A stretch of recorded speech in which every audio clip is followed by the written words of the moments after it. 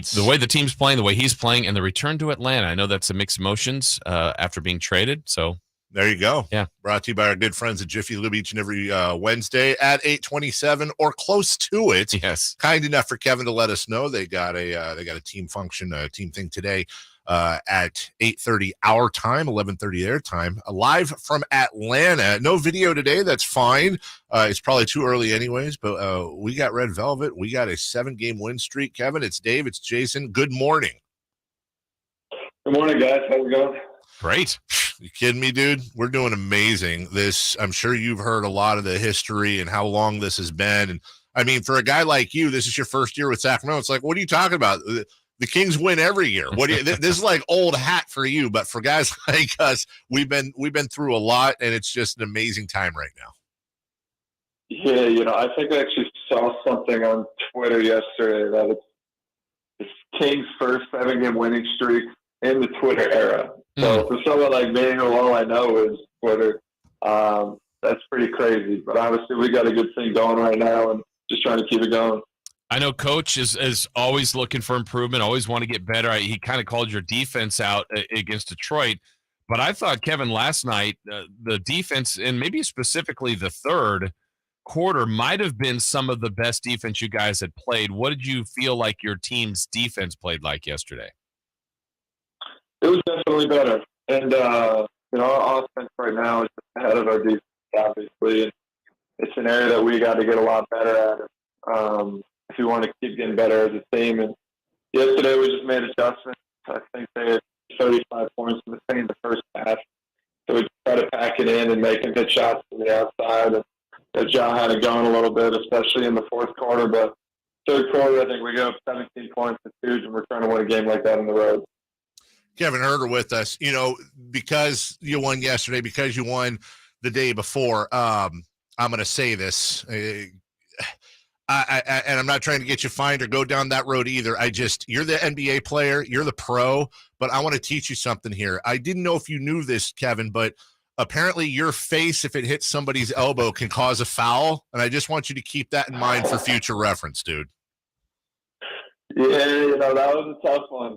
I'll try to keep my face out of plays more often. I'm trying to learn from Domas, though. I feel like Domas gets hit in the face at least a dozen times a game and just keeps coming right back. So I thought I'd take a page out of his book and use my face and try to guard somebody. Last night, while it's going well, then it quickly turned late when Memphis – I don't know how many teams kind of implement traps and full court pressure. I mean, it was a hectic situation where they needed to turn you over as quickly as possible. But it started working. What was so troublesome about that pressure they applied late in the last 2 minutes or so? Yeah, definitely an ugly couple minutes for us. Just didn't take care of the ball. Just had a lot of careless turnovers. When a team is trapping like that, we got to make sure that we have outlets for each other.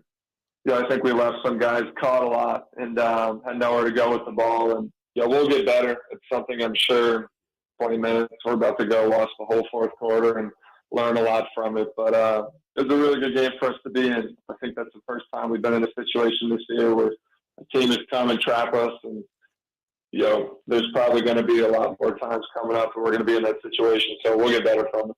Kevin Huerter joins us on the Kevin Huerter Show, brought to you by Jiffy Lube. Kevin, have you had a chance to hear the comments Kevin Durant made about you? I did. I woke up from my nap yesterday, and my phone was going crazy with it, so I did see it. It's funny, and we were playing him earlier.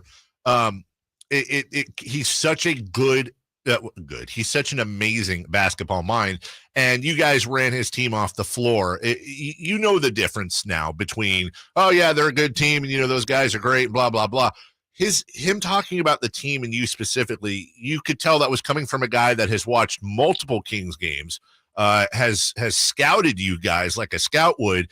He really went in depth on it, and so for you to hear something at that length from a guy like that had to feel pretty good, dude. It definitely did. And he gave our whole team recognition. If people watched the whole clip, he really kind of went through everybody and just gave us praise for having a good year so far. We've probably had our best game of the year against them in our building. Like you said, ran them off the court. So I guess he's just showing his respect. But, we got them again at some point this year. I'm sure they're going to be ready. So, it's a great thing for us to hear and just validation for us moving forward. But, we know we're going to get their best shot again when we see them. You've played in so many games already in the early part of your career, but this is the first night that you're coming back to a place that you once played. Your name will get announced, you'll get introed, you'll get a reaction from the crowd. Just your emotions on that moment tonight when you heard your name as a Sacramento King playing in Atlanta. Yeah, I'm not sure yet. I think it's I think I'm curious to see the crowd reaction and what they do, and I'm definitely excited to see familiar faces. I'm not really sure how I'm going to react. I think that's probably a better question for after the game. I'm excited for it. Obviously it's a game that's been circled for me. I just wish we didn't have them on a back-to-back, but obviously we're going to be ready for tonight. Kevin, you're shooting exactly 50% from behind the arc, and in every single national media praise I've seen of you, they bring that up and how efficient you've been, but also say it's not sustainable. Now, dude, you're a pretty good lifetime shooter from three, right around 39%. But I told Jason earlier, I said, I'll bet you when we ask Kevin and say 50%, is it sustainable? The first thing he's going to think is it should be 55%. I missed a couple open looks. Is that just how I'll bet you think it is sustainable, legitimately. I mean, why not? It's, I'm the type of guy, my work is consistent. My preparation for every game has changed. I think we're 16 or so games into the season, and we got a long way to go. I'm not going to talk about percentages until we're on game 82, but I think as long as my work is consistent, I don't see why I can't keep this up.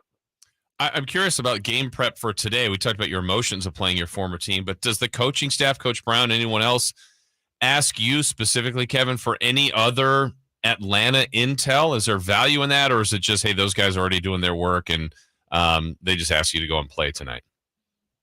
No, they did. There was definitely some conversations, and I gave them some games to watch that I knew teams who had guarded us last year and what worked. But they got a really good offensive team. They always have. So it's you can prepare as much as you want, but it doesn't really matter once you get on the court a lot of times. But there was definitely discussion about different things they thought would work against them. I know that this return home, Kevin, as we wrap up with Kevin Huerter, brought to you by Jiffy Lube. Like you said, you're not going to know till you hit the floor how you feel. It sounds like you still have a ton of love for Atlanta, a ton of love for them. But is there that they traded me and I want to show them that they regret it? And then at the same time, Kevin, do you have to worry about pushing things and staying within yourself emotionally? Yeah, of course. I mean, I'm trying to beat him by 50 tonight. That goes without saying.